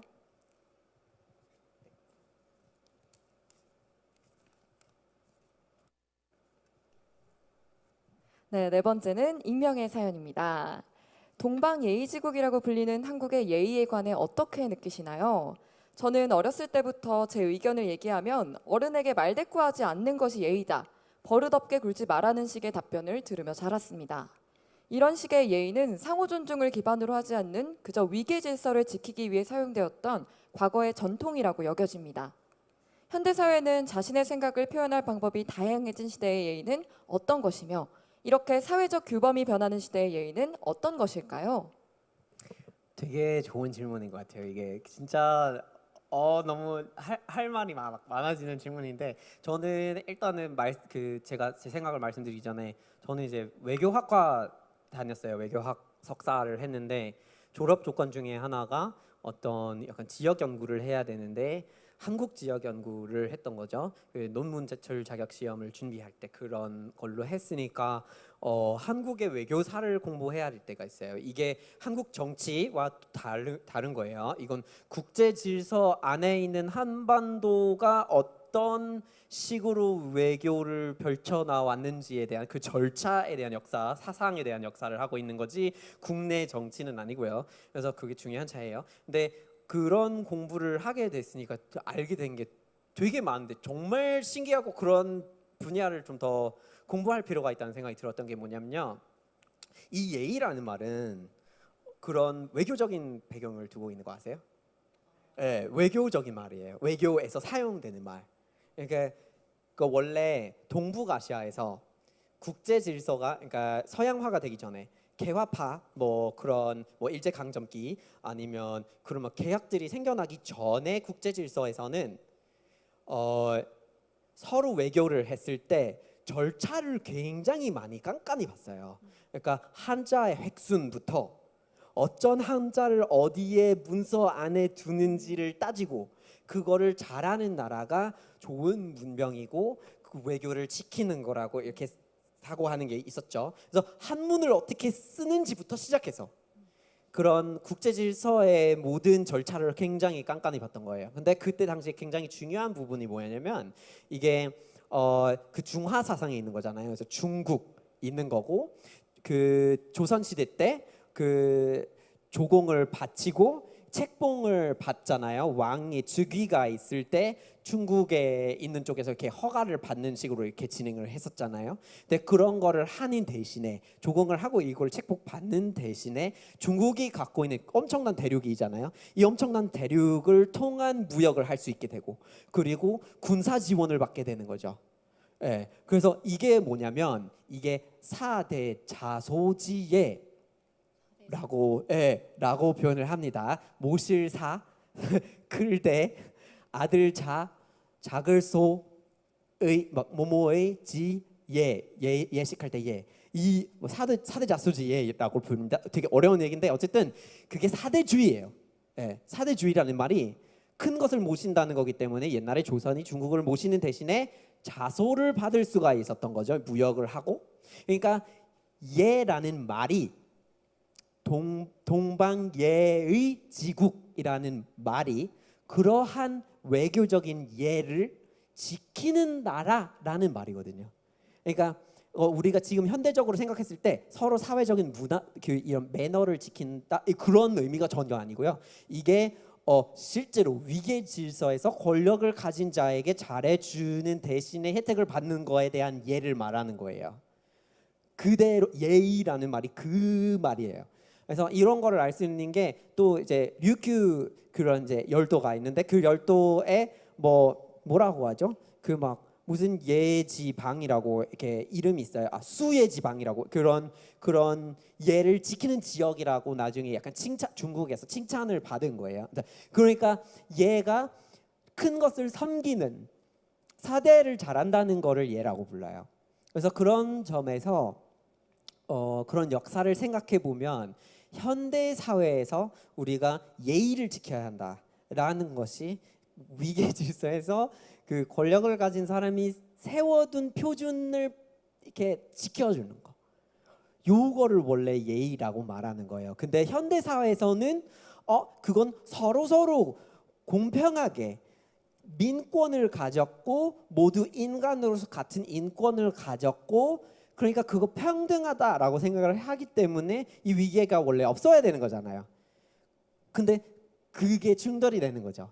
원래 옛날부터 있었던 전근대적인 사회 구조, 국제 질서의 구조로서의 예와 지금 현대 사회에서 생각하고 있는 예의가 아닌 매너 이런 거에 언어적인 충돌, 사고의 약간 인식의 중돌이 발생하고 있는 거예요. 저는 그렇게 해석을 하고 있는데 굉장히 흥미로운 주제지만 그래서 그런 걸 인식할 필요가 있는 것 같아요. 예의라는 말은 원래 서로 지키는 게 아니라 윗사람한테만 지켜주는 거다.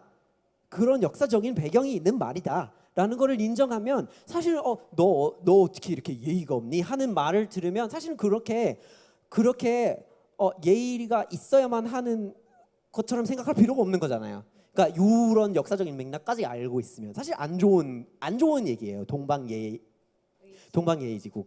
예. 그래서 그런 부분들을 생각하면 요즘의 역사적인 충돌, 그러니까 사회적인 충돌이 생겨나는 의미, 이유를 알 수가 있는 거고, 그리고 앞으로 이 문제를 어떻게 해결해야 되는지도 알게 되죠. 예의 말고 서로 평등하게 지키는 매너나 서로 이렇게 유교적인 어떤 위계 질서가 아닌 그런 조금 새로운 개념을 도입할 필요가 있다라는 이런 걸 인지를 할 수 있게 되면 좋을 것 같아요. 네, 또 그런 새로운 개념들은 불편함을 느낀 사람들이 먼저 또 말을 하고 행동을 해야 할 것 같습니다. 맞아요. 또 한 가지 궁금한 게 있는데요. 네. 또 우리 사회에 나간 초년생들이 할 말이 있어서 하고 싶은 말 혹은 네. 필요한 말을 꼭 했는데 그럼 그죠. 또 이 예의 없다. 그죠. 아니면은 너 이렇게 말하면은 사회생활 뭐 어떻게 하냐라는 또 맞아요. 말들을 듣게 되는데 네네. 그럴 때는 어떻게 처신을 해야 그게 될까요? 굉장히 어려워요. 저도 그걸 많이 고민하게 되는 부분이 있는데 그게 정말 선택을 잘해야 돼요. 선택과 집중. 그리고 상대방이 예의나 어떤 위계 질서를 지키는 거를 굉장히 중시하는 사람이라고 알고 있으면 그러면 제가 이 사람의 가치관에서는 뭔가 약간 문제 제기를 하면 들어주실 만한 방식이 뭔지를 아쉽게도 먼저 생각을 해야 되는 거예요. 그냥 사회가 이러면 안 돼. 나 이런 거 하면은 통하지 않으면 어차피 소용이 없으니까. 일단은 그 사람이 갖고 있는 사고 체계를 알고 있는 상태에서 외교관처럼 이렇게 좀 전략을 세우셔야 돼요. 네. 전략이 필요하다는 점 꼭 기억해 주시고요. 저희는 그럼 시간이 네네. 많이 남지 않았는데 네. 정말 많은 분들이 아. 질문 주신 관계로 네. 또 다음 사연을 바로 만나볼게요. 네. 댓글에서 어디 탓이죠라는 말이 있는데 어디 탓인가요? 저요? 그러게요. 저도 모르겠어요. 네, 그럼 바로 다음 사연 만나보겠습니다. 네, 현재의 젊은 세대야말로 무한한 다양성을 수용하는 세대인가 싶다가도 세대 갈등, 젠더 갈등의 가장 중심에 놓여 있는 세대인 것 같기도 합니다. 다양성을 받아들임에 있어 가장 중요하게 고려해야 할 본질이 무엇이라고 생각하시나요? 우와. 네. 이거 약간 아까 나온 질문에 대해서 답변 드린 부분하고 연결이 되는 것 같아요. 다양성을 받아들이려면 그리고 그 다양성을 통한 어떤 소통을 하려면 정말 싫어도 본인이 정말 동의하지 않아도 거슬려도 상대방이 갖고 있는 그 논리를 따라갈 정도로 이해는 못하면 아무것도 못해요. 정말 아무것도 못해요. 개선시킬 수 있는 거 아무것도 없어요. 그러니까 이 사람이 주장하는 바와 저는 동의할 필요가 없어요. 동의는 안 해도 돼요. 저는 한국 문화 모든 것을 다 동의할 필요가 없어요. 근데 이해할 필요는 있어요. 그러니까 그런 부분은 되게 중요한 것 같아요. 상대방이 주장하는 바에 동의하지 않아도 그 사람이 주장하는 바의 논리, 제가 봤을 때 비논리적이라고 생각해도 그 논리의 흐름을 이렇게 생각하다가 그래서 요런 거를 따라갈 정도의 이해가 마련이 돼야만 나중에 차이를 좁혀 나가거나 아니면 약간 다양성의 어떤 좋은 부분을 반영시킬 수가 있을 것 같습니다. 네. 네, 하지만 실제 대화함에 있어서는 좀 어려운 부분이기도 어렵죠. 하잖아요. 네네 맞아요. 네네. 네. 근데 그런 거 약간 스스로를 좀 억누를 필요가 있긴 있는 것 같아요. 그러니까 본인의 사고, 본인의 근데 이런 거 아니야?라고 이렇게 바로 이렇게 치고 나오고 싶은데 그런 거 좀 참아야죠. 네. 네, 참아야죠. 네, 저도 잘 참아보겠습니다. 네, 다음 사연이 아마 마지막 사연이 될 것 같은데요. 신중하게 하나 뽑아주시죠. 신중하게요. 안 보여가지고. 네. 네, 이걸로 네, 부탁드릴게요. 감사합니다. 네. 이거 역시 익명의 사연이라서 모든 사연들이 익명이네요. 다 익명으로 네, 해주셨나 익명으로 봐요. 네. 해주셨네요. 네, 안녕하세요. 팬이라서 항상 타일러님 나오는 프로그램들을 챙겨보고 있는데 타일러님이 저희 학교에 오시게 되다니 너무 기뻐요. 게다가 주제도 우리가 포용해야 할 다양성이라니 정말 기대가 됩니다. 네. 저는 팀을 꾸리고 운영하는 것을 좋아하고 조직 문화에 관심이 많은 경영대생입니다. 다양성을 존중하고 차이를 차별, 억압, 배제의 근거로 삼지 않으며 혐오하지 않으며 성장하는 공동체 문화를 만들어 나가는 것이 꿈입니다. 지금 학교에서 제가 속한 곳에서부터요. 그런데 가끔은 차별적인 발언이나 혐오 표현들을 들었을 때 서로가 각자 다른 세계에 살고 있다는 생각도 들기도 하고 어떻게 대처를 해야 할지 난감할 때가 있습니다. 타일러님은 이러한 상황에서 어떻게 대처하시나요? 라고 질문 주셨네요. 우와. 정말 이렇게까지 고민을 하신다는 게 되게 대단한 것 같아요. 실제 너무 대단해요. 이렇게까지 고민하시는 분들이 더 많아질 필요가 있는 것 같은데 이렇게 고민하고 있으면 어느 날부터는 해결이 된다는 얘기니까요. 많은 사람들이 이렇게 생각하면 되게 어려워요. 저는 개인적으로 이렇게 생각해요. 그러니까 차별적인 거에 있어서는 그러니까 그 표현 혹은 그러니까 제도적으로 시스템에서 막 채용 뭐 아니면 어떤 학교의 복지 서비스 뭐 도서관 이용 뭔가 진짜 실질적이고 실용적인 제도적인 그런 거에 있어서 어떤 차별 때문에 그러니까 피해를 받게 되면 이런 것들이 굉장히 문제가 된다고 생각을 하거든요. 이것이 더 다룰 필요가 있는데 간혹 표현 그러니까 말에 너무 집중해서 이 제도적인 문제를 다루지도 못하게 되는 경우가 많아요. 그래서 표현을 어떻게 해야 되나, 막 혐오 표현을 하면 되나, 아니면 나오면 뭐 어떻게 대처해야 되나 이런 고민을 하는 것도 너무 좋고요. 근데 완벽한 해결책이 있지 않다고 생각해요. 왜냐면 사람들이 그 싫어하는 것이 계속 생겨날 거고 그걸 계속 표현해 나갈 건데 그게 굉장히 해서 안 되는 표현을 하게 되는 경우도 또한 있을 거예요. 근데 그거를 나중에 못 생기게끔 이렇게 금지시켜도 생겨요.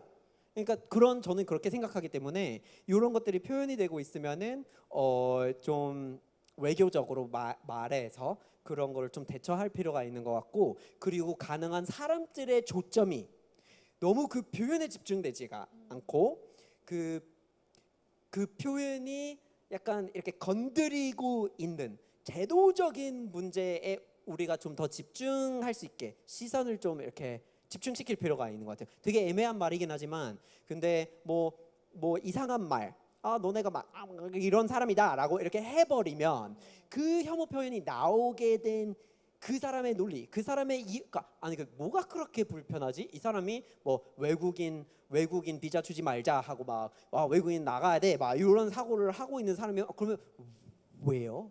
이게 이 사람이 일자리 장출에 대해서 걱정을 하는 건지 아니면 뭐 민족상에 대해서 걱정을 하는 건지 이런 거를 이해하지 못하고 그거를 그냥 바로 치면 해결할 수가 없는 거잖아요. 이 사람은 제도적인 거에 대한 걱정을 하고 있으면서 되게 이상한 표현을 하고 있을 수도 있으니까요. 근데 그러면은 그 제도적인 거, 현실적인 거, 실용적인 거에 초점을 좀 돌릴 필요가 있어요. 대화를 통해서, 외교적인 표현을 통해서요. 그 표현을 좀 분산시켜서 받아들이면 네. 좀 충격이 완화되기도 하죠. 네, 그리고 그런 말이 있어요. 그 Barbra Streisand effect라는 말이 있는데 그 Barbra Streisand라는 가수가 있어요, 미국에. 근데 이분이 캘리포니아 어디에 집을 마련했죠. 엄청 큰 집을 마련했는데 파파라치가 그거 사진 노출시킨 거예요. 근데 크게 노출시키질 않았는데 Barbra Streisand이 되게 싫어해서 요거를 법적으로 이렇게 대응을 한 거예요. 근데 그러니까 대응을 하니까 더 관심을 받게 되고 더 많은 사람들이 그 사진을 보게 되고 그 본인의 약간 프라이버시가 더 침해를 받게 됐거든요. 그래서 정말 해서가 안 되는 표현들이나 행동들이 가끔씩은 관심조차 주지 말아야 하는 경우가 있어요. 그게 중요한 거에서 우리의 시선을 분산시키니까요. 네, 그렇게 시선의 중요성을 알게 됩니다. 네, 이걸로 오늘의 사연 또 질의응답은 여기서 마무리할 텐데요. 네. 1픽을 하기 전에 좀 고민하실 시간이 필요한 것 같아서 아, 그동안 네. 실시간 반응들을 조금 함께 네. 같이 나눠볼까요? 아, 네. 지금 가장 위에 있는 거죠. 혐오 표현 너머의 생각을 알아봐야 하는군요. 라고 맞아요. 해주셨고 또 눈에 들어온 문장이 있을까요? 아, 몰랐던 것 알지만 놓치고 있었던 것들을 알 수 있는 유익한 강연이어서 감사합니다. 그리고 네. 이모티콘은 왜 빼시나요? 이모티콘 이제 많이 쓰고 계실 때. 그렇죠. 이게 너무 좋아요. 감사합니다. 네. 타일러처럼 똑똑한 사람이 되고 싶어요. 아. 네, 방법이 어떻게 되나요? 이미 저보다 독특하실 거예요. 네. 네. 오늘 유익한 강의 감사합니다. 감사합니다. 또 제가 본 댓글 중에는 교수님으로 와 주시라고 하는 댓글이 있는데 네, 이렇게 사실은 저 네. 예전에 승실대 학교 몇 번 가본 적 있어요. 한국어 능력 시험 처음 봤을 때 승실대 캠퍼스에서 쳤어요. 네. 저희 이렇게 박수 한번 이렇게 주시죠. 했어요? 네. 그래서 되게 반가웠어요. 정말요? 네, 네, 맞아요. 그럼 절대 잊지 못할 학교가 되시겠네요. 네, 오늘을 통해서.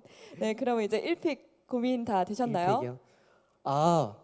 너무 좋은 질문이 사실 많았어요. 1픽하기가 어려운데 저의 약간 전공하고 겹쳐져가지고 그 동방예의지국에 대한 질문이 가장 위에 있는 질문인데요. 네. 이게 굉장히 인상적이었어요. 되게 흥미로웠고요. 네. 이거 1픽으로 하겠습니다. 네, 감사합니다. 이 질문을 주신 익명의 또 학우분께는요 특별한 상품이 지급될 예정이니까요. 네, 기대 많이 해주시기 바랍니다. 네, 감사합니다. 네, 나머지 5개의 질문은요 또 친필 사인 도서를 드린다고 하네요. 그래서 아까 사인을 하신 걸 봤는데요. 기대 많이 해주시기 바랍니다.